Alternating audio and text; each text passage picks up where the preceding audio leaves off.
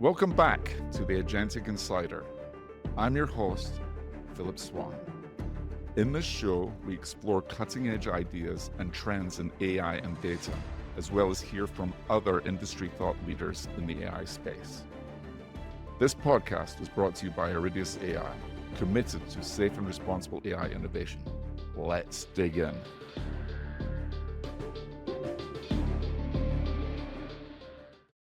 Welcome to this week's edition of the Agentic Insider. I'm joined today with my co-host Alistair, and we are really lucky today to have an amazing guest. This guest is originally Nigerian by birth, was educated and raised a lot in the UK and now lives in the US.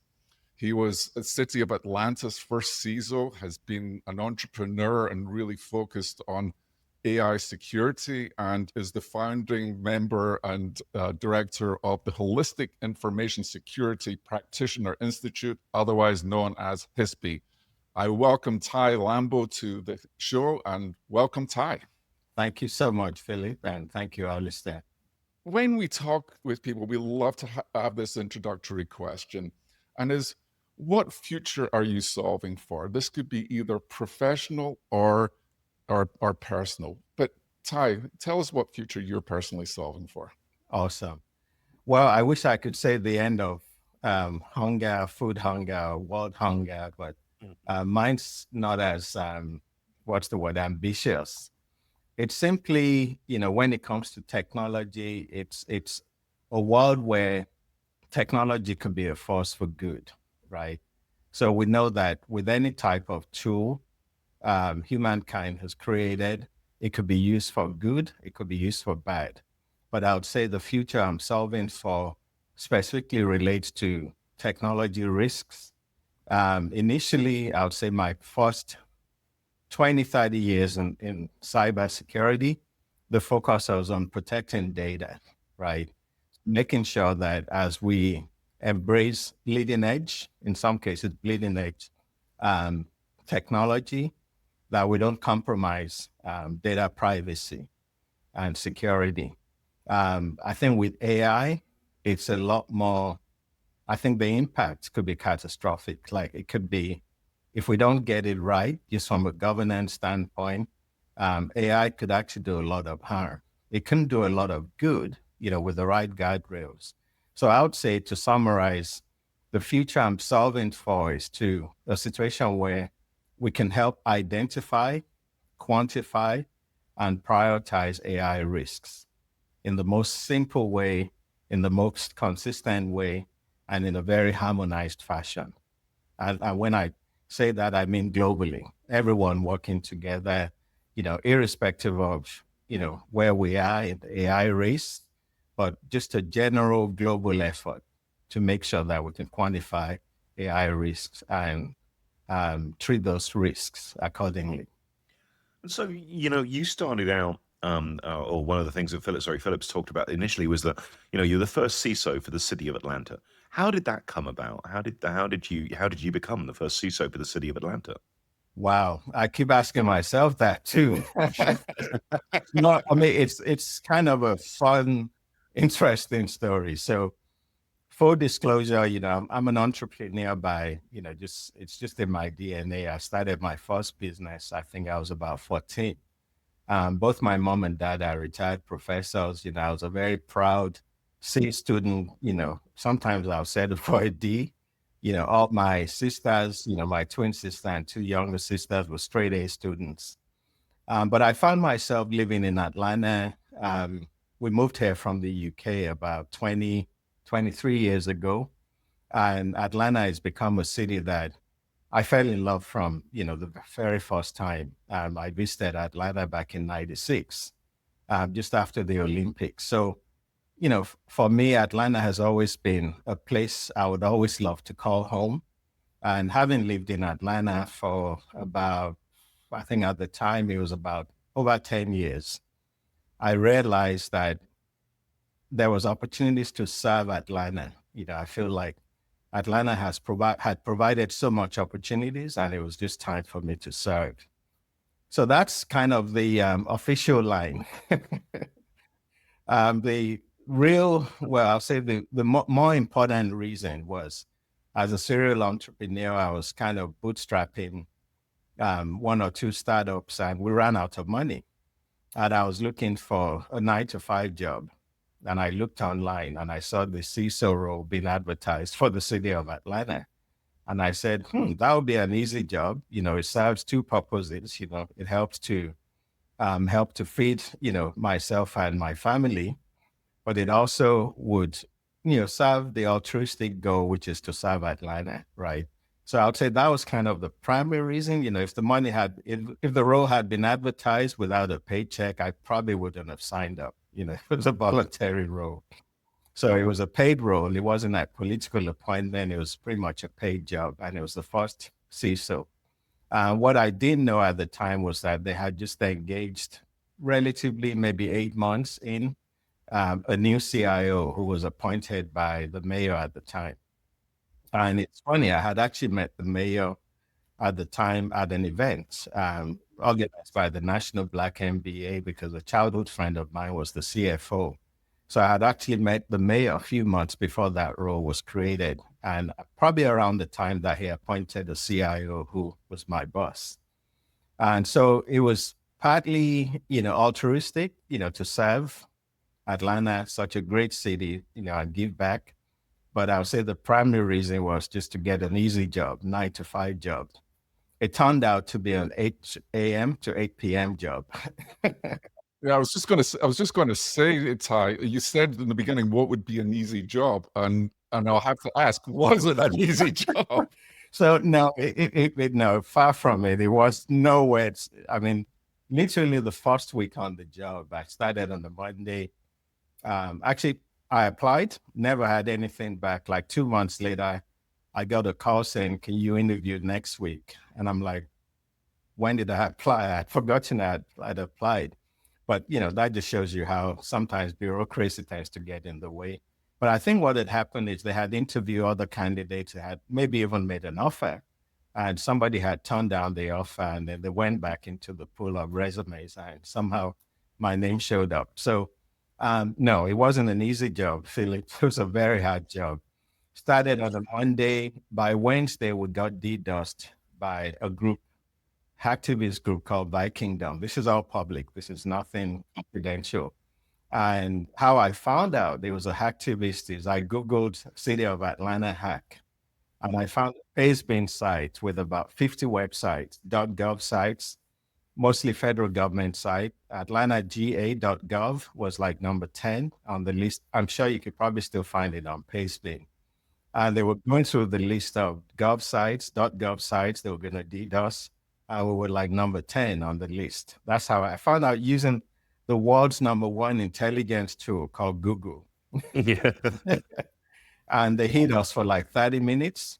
Luckily, the world's busiest airport wasn't on that same network. So we were able to contain the attack, and come to find out we didn't have an anti-DDoS protection. And I kind of took that quote, which was sitting and somewhere on the shelf somewhere, I took it to my boss and said, I honestly feel like if we can't afford to pay for this anti-DDoS, then I probably shouldn't be in this role. Like, you can save the money and maybe just pay for the anti-DDoS, and then I'll be happy to just go away. And I got that contract signed literally the same day. And so, but that happened on a Wednesday.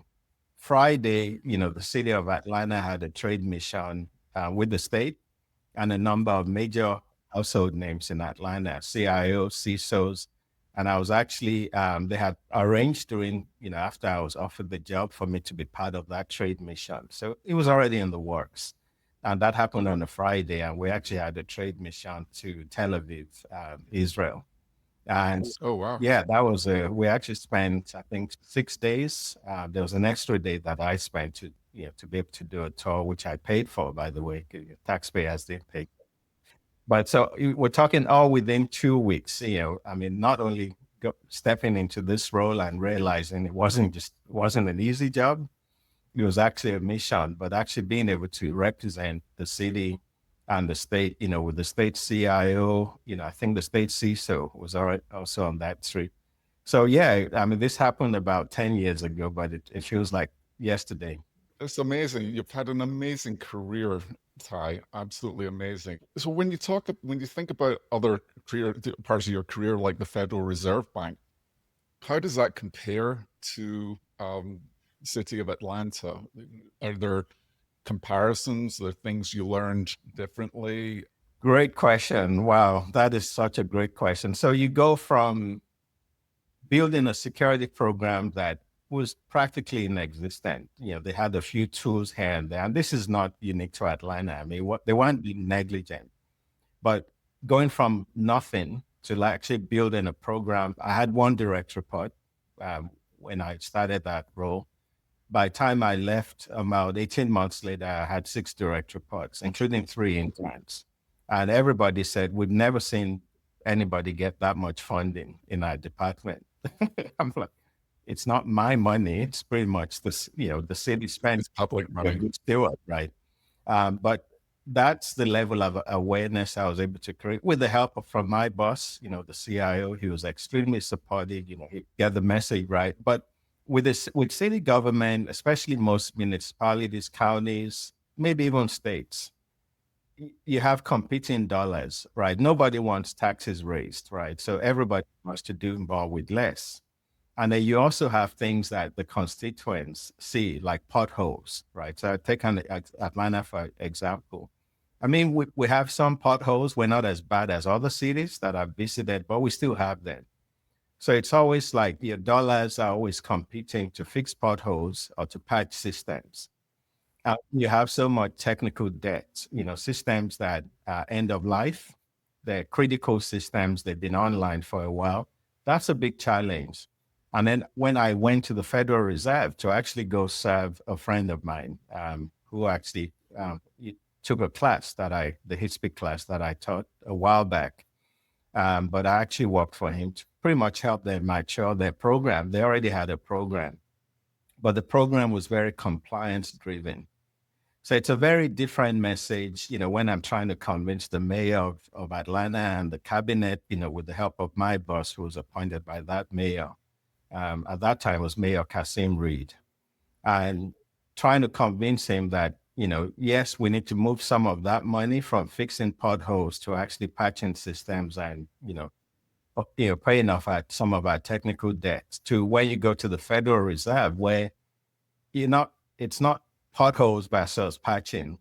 How do you make sure that the Fed, as one of the most trusted institutions in the world, maintains that trust, right? So when it comes to compliance, they've got it fairly well nailed. I mean, they've got that nailed down really well. But when it comes to maturity, the story they were telling was all around compliance. And I said, no, compliance is the tail. Security is the dog. The compliance shouldn't be driving security. It should be the other way around. Everything history teaches, security needs to drive compliance. If you're secure, you're going to be compliant. So it's a very different message. So with the Fed, what I had to do was say, okay, I'm bringing a different way of approaching security, which is you focus on maturity. So you leverage the CMMI maturity model. You take any framework. Yeah. In their case, we were using the NIST cybersecurity framework. With the city of Atlanta, it was ISO 27001 because the mayor wanted to be world class. So it's a very different messaging. And then when you go to the Fed and you say, hey, that's going to result in $1 billion loss. And they're like, okay, you turn $80 billion to the treasury every year. It's a round error. That's what I get. Maybe not $1 billion, maybe 100 million. Whereas for the city of Atlanta, $100 million loss, which is literally 500,000 residents times $200 per record, could actually bankrupt the city. And the mayor at the time, his claim to fame was getting the city was almost bankrupt when he won the election. And actually one of the first contracts they wanted him to review was getting a loan to make payroll, in his first few months. And he said, no, we need to bring the city back to life financially. Well, his claim to fame was taking the city from near bankruptcy to like really a very healthy AAA rating. So $100 million loss could have pretty much depleted that reserve and it would have undone his legacy. So it's a very different message, different environment, different message. So you've been a CISO for so many companies. You are currently a CISO for companies. You advise and consult to CISOs to guide them on how to be better. We're now into the age of AI. This year is the year of the agent. There's a lot of change coming, and there is a lot more to come. From your perspective, how do you see, AI and agents affecting the role of the CISO, both from a positive and a negative standpoint? Wow, that's a good question. One thing I can tell you as a virtual CISO, because that's what I've been doing now for about 5 years since I left the Fed, helping small, medium-sized businesses. 3 years ago during the pandemic, everything was all virtual. I've been doing virtual work, even the consulting work I did prior to the city of Atlanta, prior to the Fed. It was 50% on-site, 50% virtual. I was never really a big advocate for showing up just to look busy, right?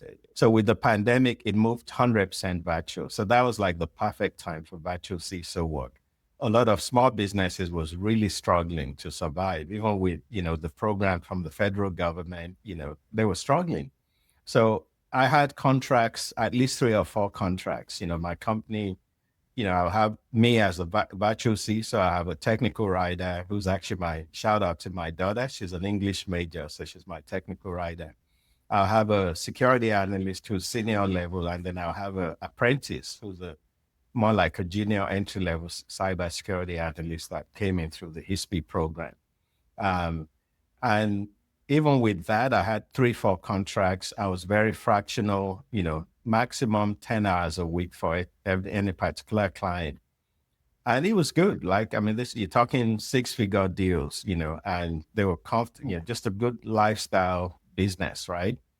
What I started seeing in the past year is a lot of those clients are now turning to like generative AI. So we'll create policy documents for them using templates.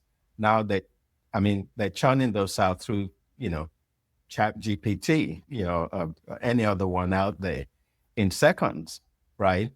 So 80% of the billable work we used to do, customizing templates for them and stuff, a lot of those clients can do it themselves, or they can hire a fractional CIO to do it for them. So, agentic AI, we're not even talking agentic AI here. We're just talking generative AI. We're seeing that impact, like it's reducing billable hours by at least 80% as virtual CISOs. That's what I'm seeing. Other CISOs may have a different experience, but I tend to see things before it actually affects other people. I don't know why that is, but so that's the trend I'm seeing. With agentic AI, I think it's going to be worse. We've heard of companies that have raised tens of millions of dollars to replace the virtual CISO. I'm not going to do any plug for any particular company. This company that came out of Israel just recently that raised a ton of money to create agentic AI that literally replaces the virtual CISO. Now, if I had that kind of access to money, that's what I'll be building. But for a CISO like me, if my retirement was dependent on having a regular stream of income, to do virtual CISO work, I'm probably going to have to go become a farmer or something. I really do what I really want to do, which is raising pedigree dogs and, having obedience school for dogs, right? But anyway, you get the point. I probably wouldn't be doing technology anymore if retirement was plans were based on that. So yeah, it's having a major impact, but I feel like we shouldn't be afraid of it. We should embrace it. How can we make it work for us? I think is really the key. What about from an information security perspective? So how is the attack surface increasing and so on? The conversations that all 3 of us are having with customers at the moment are, yes, some of them are how many people can I fire today and replace with agents, because that's a great cost cutting measure. And there are companies where that is the entire strategy in one sentence. Let's fire as many people as we can and replace them. But even for those companies that aren't, there are going to be millions of agents out there the attack surface just became significantly larger.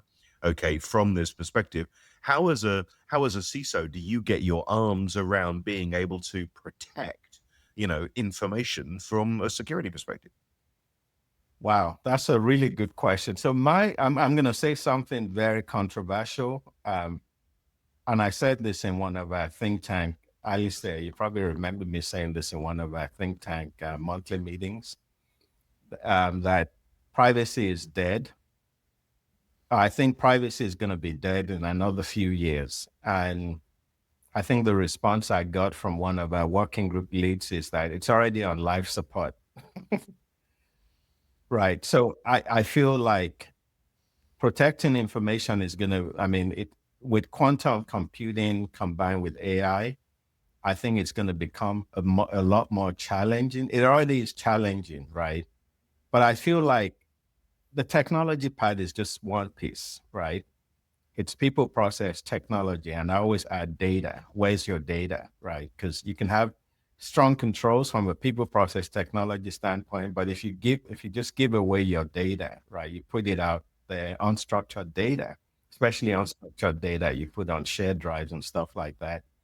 Now you've opened up everything. It's now wide open, right? To the bad. It doesn't even have to be a bad actor. It could just be some prying eyes, somebody who's just curious to see what's there. Oh, they accidentally find the data. So I feel like it's challenging now. It's going to get more challenging, but I feel like we still cannot afford to miss the human element. A lot of profile security breaches we're still seeing resulting from weaknesses in people and processes. Technology is a tool, right? We focus so much as an industry, not me personally. I take the opposite approach. We focus so much on technology at the expense of the people process side, the human element. And I feel like with agentic AI, with quantum computing, with the tools that the bad actors now have access to, I think we need to even be more intentional now about fixing the people process gaps that we have, because that would at least help mitigate, I would say, at least 50%. We used to say 80%, at least 50% of the threats that we're facing. And it could be as simple as if you have a fully automated SOC, let's say you replace all your SOC analysts with agentic AI, because somebody sold that to you, one of the big names, right, that we all know of that had a major outage. I think it was last year.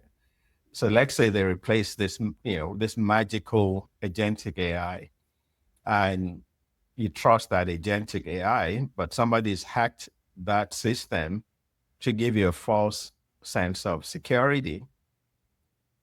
A human is the one that can catch that. A human's the one who's going to notice something doesn't add up. Call it, intuition, call it my gut feeling. A human's going to notice things that a machine may not necessarily, at least today's machine and algorithms may not flag. You still need that human in the loop. I was going to go down a path of questioning like Alistair did. And the one thing that comes to mind here is, like, from a cyber perspective, what safeguards should be built into enterprise grade agentic AI systems that prevent cascading errors or malicious exploitation? Because the cascading errors, as you and I and Alistair, the three of us know, is the compounding effect of, one small mistake leads to a bigger one, leads to a bigger one. If you don't catch, it's the old motto, small problems require small fixes, big problems require big fixes. The problem with problems is they just get bigger over time. And so what safeguards in your experience should be put in? There's so many frameworks out there that, speak to just safe, secure, trustworthy, responsible AI. I'll start with the NIST AI risk management framework. It's still probably the most, I would say, not the most comprehensive, but it's the baseline. It's a very good baseline to use. And so there are practices within the NIST AI RMF. It's only been around 2-3 years, but so it's still in 1.0. And obviously they're going to make it better as things progress. But taking that as kind of your baseline, there are different functions within that framework. I believe there's about 5 or 6 functions, from govern to manage, to there's different ones, without getting into the details. Picking the ones that I think you believe are the whole low-hanging fruit. So one of the things we've done, the Project Cerebellum think tank from HISP, is we've actually mapped those to like real-world incidents. So there are 20 of those practices. There are 72 practices that you must have. So just start with those 20 real-world incidents of AI gone rogue or AI gone wrong. I always say it's either gone rogue or gone wrong. It's always typically one of those two. We haven't seen malicious exploits of AI, at least not on a big scale, but it's usually gone wrong, gone rogue.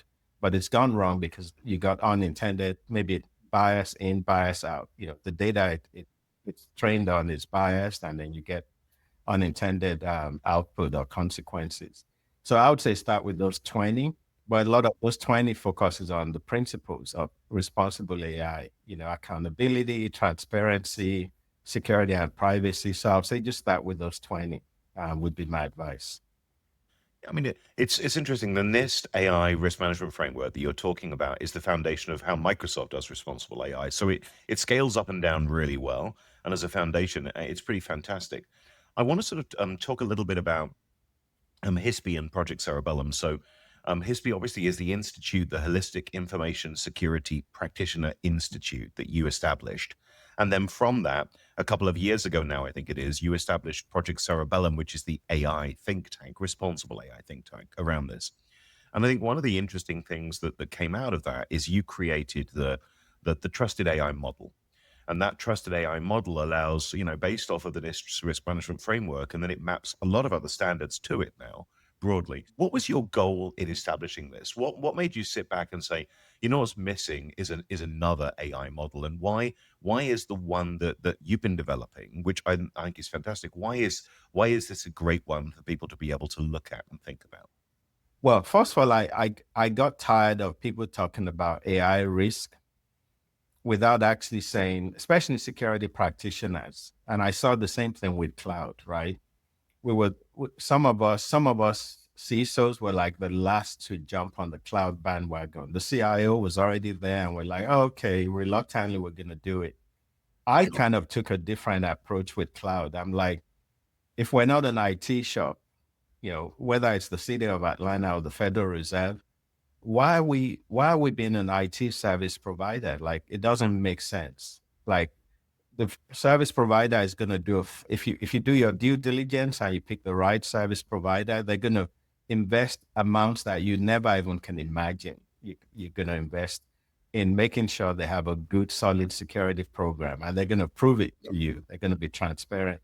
So my thinking is, let's take the same approach we did with cloud. Cloud was a big concern. Let's create a framework that harmonizes all these different frameworks. So I always say, this may not sound very politically correct. We don't have a dog in the fight, right? Which means, in my thinking is, we haven't created any framework. NIST has created this. ISO, created 20 plus related to AI. What we're doing is just marrying them together, harmonizing them together. And that's really all. I felt there was a need to do that because we've done that with other initiatives. In the financial services, I was heavily involved with the shared assessment, which is a crosswalk of many frameworks. In healthcare, high trust, HISP was heavily involved in high trust, doing the crosswalk, etc. CSA, Cloud Security Alliance. So every group that tries to bring everything together, we've been heavily involved with, including the NIST cybersecurity framework workshops. So the whole thinking is, let's wash, rinse, and repeat the same approach. And so that's really why I thought, okay, it's one thing for us to get together as a think tank and just admire the problem because we're mostly security people and GRC folks. It's another thing to say, hey, let's create something that people can actually use. So that was kind of the thinking behind that, Alistair. In your experience, though, Ty, right? you're bridging security and AI, right? I mean, that's what the cybersecurity and AI. Yes. So how should responsibility and accountability be structured when an agentic AI or an agent makes consequential decisions? Wow. Okay. So first of all, I feel you can't blame the agentic AI. Although we've seen an example of that with the major airlines in not the US, but it happened with an airline where a customer was interacting with the chatbot, and the chatbot, I think, offered like a voucher to the customer, and the customer tried to claim the voucher, and the airline declined and said, "No, we're not going to honor that." And the customer sued the airline, and the airline said, "Actually, we're not responsible. It's a separate legal entity." So I think with agentic AI, I don't think we should do that, right? Because we all know what happens when folks hide under a corporate entity, right? It's very hard to accountability becomes a big challenge. So I don't think we should I think that's kind of a wake up call. Like if I'm building an agentic AI system that has the ability to kill people. So when I say kill people, like if it fails, people can actually die. I feel like morally and ethically, I should have a responsibility. That's just me. I probably won't build one, by the way, because I don't want that level of responsibility. But if I did, especially if it's like a weapon system, right, or interfaces with a weapon, God forbid, a nuclear system, right, or nuclear weapon or arsenal, I don't think it should be a case of, oh, the company that built it is the one, like no one's like somebody has to be accountable. So, and I think accountability has to go up to the highest level of that organization. If something goes wrong, to say, yeah, we messed up. But it doesn't have to be to your point, it doesn't have to be a weapon system. We're talking about an airline, okay? There are fly-by-wire aeroplanes. If that goes wrong, planes fall out of the sky because they transition to a brick, which is not very aerodynamic. So I mean, it's the same sort of thing here. If you have an agentic system that goes off the rails, where safety is a critical factor, Right. then the responsibility has to be crucially taken at the highest level. And I think you're right. Do you, as a CISO, when you work with customers and agencies and so on, are you encouraging them to take that stance? Yes. But do they always listen? No. um, it, I mean, even down to basic data protection principles. I remember a long time ago when we first moved to Georgia, I did some work I was a security architect for a state agency. And I reported to the CIO. He actually tried hiring me as his first ISO. And I said, sorry, sir, really I appreciate it, but I don't want to take a pay cut. And then when it came time to renew my contract, they actually wanted a lower rate for me. So he said he was trying to teach me how to live on less money. Like it was my dad or something. But awesome guy, by the way. He's retired. And I remember one of the days I was trying to prove to him that we needed a data classification program. And he said, yeah, I mean, we've been doing this way for so long. Like we print out stuff, I'm not going to say what agency, but they have PII, like everywhere, right? It's a major state agency. And so I arranged with it was actually a network engineer who is their CISO till today. And we actually found printouts of related to what that agency does. And it actually included his data. So my next one-on-one with him, I said, hey, this is what I found. And he said, yeah, I'm a state citizen, resident just like everybody else. I said, oh, great. Now I have your social and your home address. I said, now I can steal your identity. And his countenance changed. And the point I wasn't being funny. I was just saying, this is how bad, like, this is what could go wrong. we don't have a data classification program, so we just print stuff we don't need to be printing. We just treat it anyhow. But this, I brought it home to him. Like, if he can somehow figure out, okay, this is bad for me, then he's able to relate to it's bad for other state citizens, right? And he actually bought into having a classification program at that point. So I literally had to bring it home to him. So the reason why I like to use that example is nobody thinks, driving, let's say they were driving a self-driving car, right? It's going to kill them. Like, who are they? Like, who's going to want to kill me, right? Okay, but errors do occur, right? So why wouldn't you want to know that that self-driving car, not meaning to freak anyone out, has gone through as much testing and there's as much accountability to, within the organization that created it, we know the popular one in the US, so that in the event something does go wrong, somebody is held accountable. Wouldn't you want that if you were the one driving that, agentic, that car that was relying on, I don't know if self-driving cars could be regarded as agentic AI, or let's just say a Waymo vehicle, right? Wouldn't you want that to, for the manufacturers to be accountable and responsible if something goes wrong? Absolutely. So in the closing, I've got to ask you this question, Ty. What keeps you up at night when you're thinking about the rapid advancement of agentic technologies? And also, what gives you the most hope with that too? Wow. Okay. When I was in an enterprise CISO role, I had a lot of things that kept me up at night. But truly keep me up at night, honestly, I think it's just the ability of us, or the inability of us humans not to learn from history. We kind of keep repeating the same things over and over again.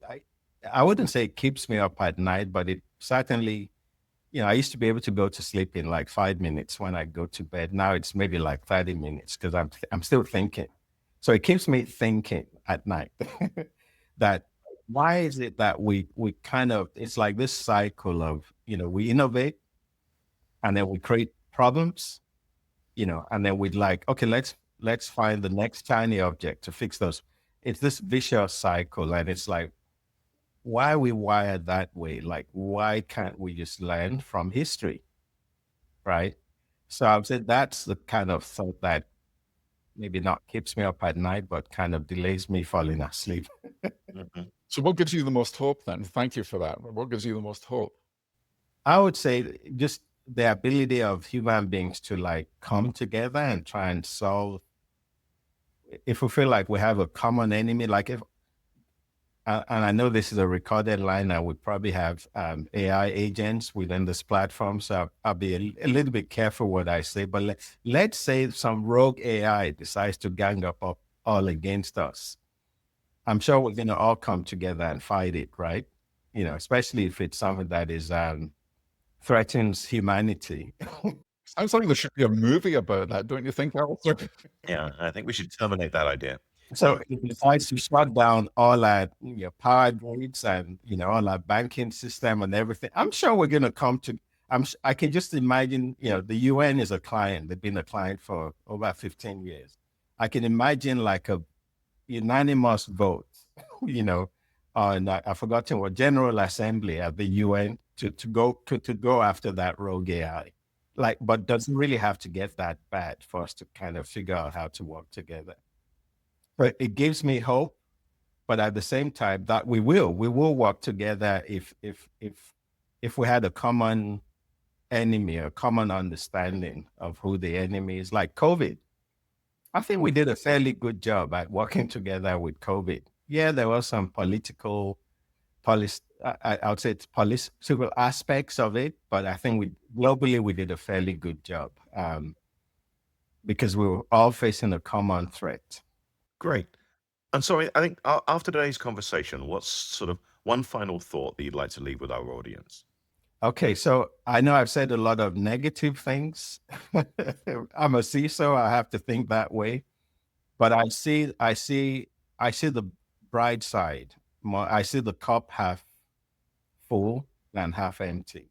So even though I've kind of painted a negative picture, but I really feel that for folks who either are CISOs or work with CISOs or aspiring CISOs, always look at things from the cup half full rather than half empty. So how can we leverage AI in general, especially agentic AI, to, like, for me, the ideal win-win would be I'm able to replace my work, the work I do, with an agentic AI that is able to do it even far better than me. I can mentor that agentic AI because I mentor people, right? And it just so happens that a lot of the people I've mentored over the past 20 plus years have actually they've done things that I never even could dream of, right? You know, as a CISO, I've managed maybe 5 people, 6, City of Atlanta. I have CISOs I've mentored that have over 100 people reporting to them globally. Like, that makes me happy. So I'd love to be able to replicate that in an agentic AI that can replace me, but I would still like to make a living in that process. Absolutely. Right. I want to get the royalty, you know, maybe just do what I do at the bigger scale, right? And help more people, etc. So that's what gives me hope. Like, that's how I'm seeing the cup half full. And I'll challenge everybody. Think about one use case that would allow you to see that cup half full, not chasing, you know, not just, you know, forget about the AI race. Just find a real use case that solves a real problem and try and figure out how to do it safely, securely, in a responsible way, and in a trustworthy way. Perfect. What a great way to end this wonderful time together. One use case, solving a real problem safely, responsibly, and think positively and your cup half full. Taiye Lambo, thank you so much for your time and such a wonderful conversation. Your international background, I'm sure, is lending so much expertise and experience to the people you mentor, and especially with Project Cerebellum. I've looked at what you guys are doing there. Absolutely amazing work. So congratulations and keep it all up. Taiye, thank you so much. Yeah. No, thank you. Thanks for the opportunity. And it's great to share this platform with you. I really appreciate the opportunity. And Taiye, one last question. If our audience wants to reach you, what's the best way to reach you? Great. LinkedIn is the best way. I'm the only Taiye Lambo on LinkedIn.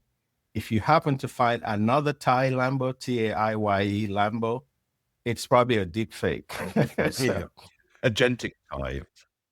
Oh, actually, that would be a good idea. Taiye Lambo, Agentic AI.